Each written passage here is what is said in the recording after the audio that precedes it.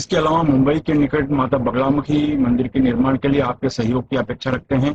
अगर आप सहयोग करना चाहते हैं तो पेटीएम, बैंक ट्रांसफर या यूपीआई से दान कर सकते हैं। और ये दान इनकम टैक्स में आयकर धारा 80G के अंतर्गत टैक्स में छूट का लाभ भी ले सकते हैं। इसके बारे में अधिक जानकारी नीचे डिस्क्रिप्शन में दी गई है। मुंबई के निकट वज्रेश्वरी में 2 दिन का गोपाल सुंदरी साधना शिविर का आयोजन होने जा रहा है। इस साधना में आप अपने जीवन में आकर्षण शक्ति, धन की शक्ति तथा माता लक्ष्मी की कृपा प्राप्त कर सकते हैं। हर प्रकार की सुख सुविधा, सुख समृद्धि भी प्राप्त कर सकते हैं। आप अपने व्यापार में, नौकरी में, काम में उन्नति के साथ शत्रुओं से अपना बचाव करने के साथ अपने पूरे परिवार को भी सुरक्षा दे सकते हैं। इसमें भाग लेने के 2 तरीके हैं। एक तो आप वहाँ आकर साधना में भाग ले सकते हैं, दूसरा आप ऑनलाइन भी सीख सकते हैं। अगर आप सीखना चाहते हैं तो नीचे डिस्क्रिप्शन में लिंक दिया है, वहाँ से आप फॉर्म भर सकते हैं। हमारे दिव्य योग आश्रम के परिवार में आप शामिल हों, इसलिए इस चैनल को सब्सक्राइब, शेयर, लाइक अवश्य करें। नमस्कार, दिव्य योग आश्रम की तरफ से आपका हार्दिक स्वागत है। आज हम गुरु की अहमियत की चर्चा करेंगे। शास्त्र में कहा जाता है गुरु ही केवलम, गुरु ही केवलम, सिर्फ गुरु है। गुरु का मतलब आपके माता पिता गुरु बनते हैं, उसके बाद आपके अध्यापक आपके गुरु बनते हैं, आपको जो सिखाते हैं स्कूल में, कॉलेज में सिखाते हैं। फिर आपका जो गुरु बनता है वो समाज बनता है, कि समाज से बहुत कुछ सीखने मिलता है आपको।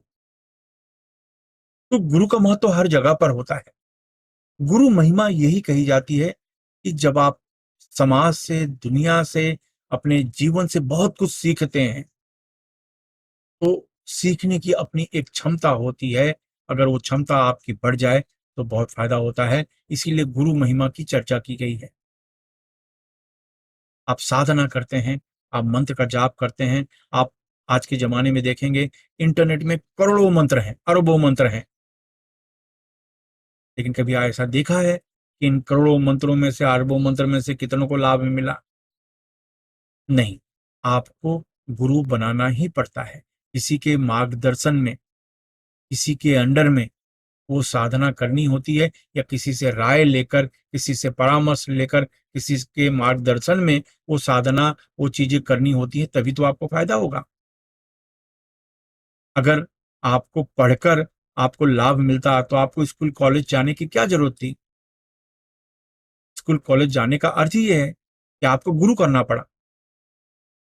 तो ये खास बात है कि गुरु का अर्थ ये हुआ कि अगर आप साधना करते हैं, आप मंत्र का अभ्यास करते हैं, या जीवन में कोई भी विपरीत परिस्थिति आपके जीवन में आती है, तो गुरु ही आपका मार्गदर्शक होता है। गुरु ही आपको राह दिखाता है। गुरु ही आपको रोशनी की दिशा देता है। गुरु ही सच्चा मार्गदर्शन देता है। सवाल है, शिष्य कितने डेडिकेशन के साथ जुड़े हैं? सबसे बड़ी बात है, जब आप कोई मंत्र का जाप कर रहे हो, हर व्यक्ति चाहता है कि उसमें उसे सफलता मिले, लेकिन गुरु पर विश्वास नहीं है, या शंका है, या शक है, या पूरी तरीके से मन आपका ये सेटिस्फाइड नहीं हुआ है, तो आपको साधना या अभ्यास रोक देना चाहिए। पहले या तो विश्वास करो या विश्वास न करो, यानी आप छोड़ दो। लेकिन अगर साधना करना चाहते हैं तो गुरु पे विश्वास करो। और विश्वास जब करते हैं और आपने गुरु दीक्षा ले ली है, तो एक प्रकार का लिंक आ जाता है, एक लिंक आ जाता है, और इससे सही तरीके से आपको लाभ मिलना शुरू हो जाता है। गुरु शिष्य का जो लिंक होता है, यही लाभ कराता है कि जब दुख की घड़ी में व्यक्ति गुरु का आवाहन करता है, समस्या की घड़ी में व्यक्ति गुरु का आवाहन करता है, विघ्न बाधाओं के घड़ी में व्यक्ति जब गुरु का आवाहन करता है और उन्होंने दीक्षा ले ली है, तो ये अपने आप कम्युनिकेट हो जाता है। आपको ऐसा लगेगा कि जैसे कोई सपोर्ट मिल गया, मुझे एक किसी का सहारा मिल गया, ऐसा लगेगा दुख की घड़ी में। तो कहते हैं ना कि गुरु का उपयोग दुखी की घड़ी में, सुख की घड़ी में, हर तरह की अवस्था में होता है।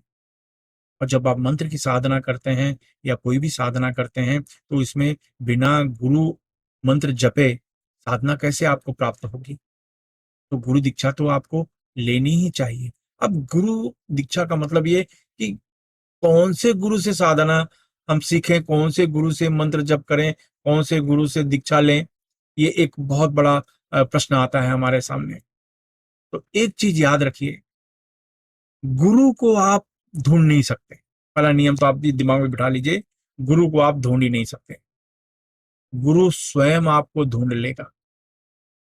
गुरु स्वयं आपको ढूंढ लेगा। इसलिए आपको ये चिंता करने की जरूरत नहीं है कि मुझे गुरु बनाना है। बहुत से लोग कहते हैं मुझे गुरु बनाना है, मैं क्या करूं, यहाँ जाऊं, इनके पास जाऊं, उनके पास जाऊं। नहीं, कोई टेंशन मत लो। समय आएगा, गुरु स्वयं अपने पास बुला लेगा। कुछ ऐसा लिंक हो जाएगा कि अब आप अपने आप उस गुरु से लिंक पर आ जाओगे। अपने आप गुरु से लिंक हो जाएगा आपका। तो आपको ये टेंशन लेने की जरूरत नहीं है मैं किसको गुरु बनाऊं। समय आने पर गुरु अपने आप लिंक कर देगा। ये नियम माना जाता है, बेसिक नियम यही होता है। नहीं तो गुरु को तो कोई ढूंढ नहीं पाया। याद रखें, लोग कहते हैं मैं इतने वर्षों से गुरु को ढूंढ रहा हूं। बहुत से लोग कहते हैं मैं इतने वर्षों से ढूंढ रहा हूं, मुझे कोई गुरु मिला ही नहीं। सैकड़ों लोगों से बात किया लेकिन गुरु नहीं मिला। मैं ये कहना चाहता हूं कि आप ढूंढ रहे हो, ये अच्छी बात है, मिलने वाले नहीं है। गुरु स्वयं आपको ढूंढ लेगा। कुछ ऐसी परिस्थिति बन जाएगी, ऐसा लिंक लग जाएगा, अपने आप ही मेन गुरु से लिंक लग जाएगा, जिससे आपको कोई चीज प्राप्त करनी है। तो मेन मेरा कहने का मतलब यह है कि गुरु के बिना आप कोई साधना, कोई आध्यात्मिक चीजें करना चाहते हैं तो उसका कोई अर्थ नहीं है। कि भाई आप एक अनजान रास्ते पे जाना चाहते हो लेकिन आपको पता नहीं है कि मंजिल कौन सी दिशा में है। मंजिल इस दिशा में है, मंजिल इस दिशा में है, ईस्ट में है, वेस्ट में है, आप कौन सी दिशा में जाओ। तो गुरु आपको बताता है कि नहीं, मंजिल ये दिशा में है, आप ये दिशा में जाइए। कहने के मतलब यह है कि सच्चा गुरु यही होता है। एक कहानी कही गई है कि एक व्यक्ति राह में खो गया, उसे पता नहीं कि मैं किस जगह पर जाऊं। और तो वो एक रास्ते पर जा रहा था, एक व्यक्ति उसे मिला। तो उसने उस व्यक्ति से पूछा कि भाई महाराज जी, आप मुझे बताइए कि मुझे तो इस जगह पे जाना है, भाई मुझे तो दिल्ली की तरफ जाना है, तो मैं बराबर जा रहा हूँ कि नहीं। तो वो व्यक्ति बोलता है कि भाई आप उल्टी दिशा में जा रहे हो, आप उल्टी दिशा में जा रहे हो, दिल्ली तो आपके अपोजिट में है, आप यहां से मुड़ो और इस दिशा में जाओ। कहने का मतलब ये होता है कि ये गुरु होता है जो आपको दिशा देता है, और जब सही दिशा मिलती है तो उन्नति निश्चित है, उसे कोई रोक नहीं सकता। तो ये नियम माना जाता है। कहने का मतलब है, किसी व्यक्ति ने मुझे कहा कि मैं भगवान शिव को अपना गुरु बनाता हूं। हम लोग कहते हैं अच्छी बात है। भगवान विष्णु को मैं अपना गुरु मानता हूं, बहुत अच्छी बात है। अब समस्या ये है कि जब कोई अड़चन आ रही है तब आप किससे पूछोगे। कोई समस्या आ गई है, पूछोगे किससे। तो इष्ट के रूप में देवता तो ठीक है, लेकिन प्रैक्टिकल रूप में तो आपको गुरु बनाना ही पड़ेगा। एक कहावत है ना, कबीर जी कहते हैं ना कि गुरु गोविंद दोऊ खड़े ताके लागो पाए, बलि हरि गुरु आपने गोविंद दियो बताए। कहने का मतलब है कि ईश्वर तो खुद ही मानते हैं, मुझ तक पहुंचना है तो आप इनका सहारा लीजिए, गुरु का सहारा लीजिए। मुझ तक पहुंचना चाहते हो, ईश्वर कहते हैं, तो मुझ तक पहुंचने का कोई माध्यम नहीं है, लेकिन ये गुरु माध्यम होते हैं। अब गुरु का सहारा लो। कहने का मतलब है, गुरु महिमा बहुत अहमियत रखती है, और पूरे डेडिकेशन के साथ, पूरी श्रद्धा के साथ आप इनके मंत्रों का जाप करके, दीक्षा लेकर आप कोई चीज करते हैं तो उनमें फायदा होता है। लेकिन बस बात यही आती है, अगर मन में आपके एक शंका आती है, जैसे आज कलयुग चल रहा है, तो एक शंका आती है कि नहीं नहीं, गुरु ठीक नहीं है। अगर ये शंका आपके मन में है तो इसका मतलब ये कि आपको साधना नहीं करनी चाहिए, क्योंकि लिंक टूट गया है, शंका आपके मन में आ गई है। जब पूरी तरीके से डेडिकेशन से हो, विश्वास हो, कितनी भी कहते हैं ना आंधी झोंके सब आ जाए, लेकिन आपका विश्वास डगमगाया नहीं, तो आप सफल हैं। लेकिन डगमगा जाता है। एक व्यक्ति ने कहा, नहीं नहीं गुरु तो ठीक नहीं है। अच्छा, गुरु ठीक नहीं है? नहीं नहीं, तो फिर वो आपका बेकार, आपका वो ब्लॉकेज आ गया। आप कितनी भी साधना करो, सफलता नहीं मिलेगी। डेडिकेशंस, अगर डेडिकेशन है तो आपको फायदा है। हिंदू में आपने देखा होगा, हिंदू प्रथा में, हिंदू धर्म में एक पत्थर को ईश्वर मानते हैं, पत्थर को पूजते हैं। एक निर्जीव चीज को पूज कर सजीव बना दिया जाता है, तो वो होता है डेडिकेशन, श्रद्धा।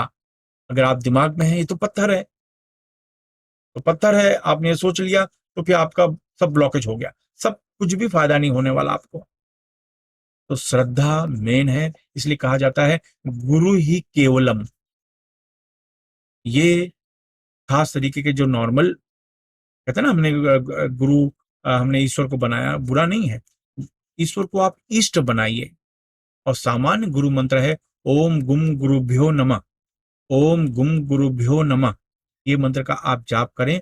आपको नॉर्मली ये मंत्र का जाप करने के बाद कोई साथ, अगर जब तक आपने दीक्षा नहीं ली है, आपने दीक्षा नहीं ली है, तो मैं आपको बता रहा हूं कि ओम गुम गुरुभ्यो नमः, नीचे डिस्क्रिप्शन में मंत्र भी दिया है, ओम गुम गुरुभ्यो नमः। ये मंत्र का जाप करने के बाद फिर जो आप साधना करते हैं, पूजा करते हैं, कोई भी मंत्र का जाप करते हैं, वो करें। लेकिन 11 बार या एक माला यानी 108 बार, 11 बार या 108 बार ओम गुम गुरुभ्यो नमः ये मंत्र का जाप जरूर करें। ये करने के बाद फिर आप जो भी पूजा पाठ, जो भी पद्धति, जो कुछ भी आप कर रहे हैं वो करें, आपको फायदा बहुत होगा। बस लाभ मिले तो किसी दूसरे की बिना स्वार्थ की मदद करें। धन्यवाद।